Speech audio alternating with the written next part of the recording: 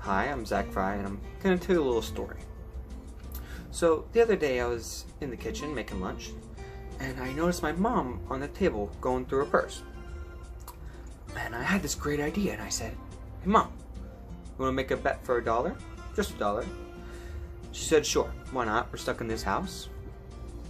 Why not have some fun?" So I took a cup from the cabinet, and I took one of our cat's toys. And I said, "You tell me where the ball is for $1. She said, "Simple enough." So I took the ball, put it in the cup, shook it around, took out the ball, put it in my pocket. Then I asked her, "Where's the ball?" And she said, "It's in your pocket." And I said, "So it must not be under the cup then?" She said, "Yeah." Well, I said, "No, you're wrong." Now she was stumped. So I said, "Why not? For another $1, let's try again." She said, "Sure." So I put the ball in the cup, shook it around, took out the ball, put it in my pocket. This time I said, "This time I'm going to help you." She said, "Okay." So I asked her, "Is the ball under the cup or is it in my pocket?" She said, "It must be in your pocket." And I said, "No, you're wrong again."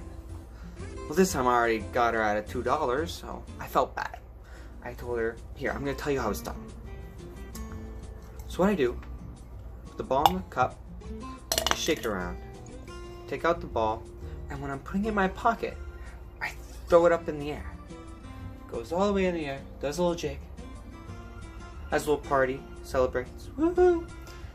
Comes back down, rolls down my hand, and then I catch it in the cup. Now, I didn't think she caught it the first time when I explained it, because she was amazed when I put the ball into the cup again.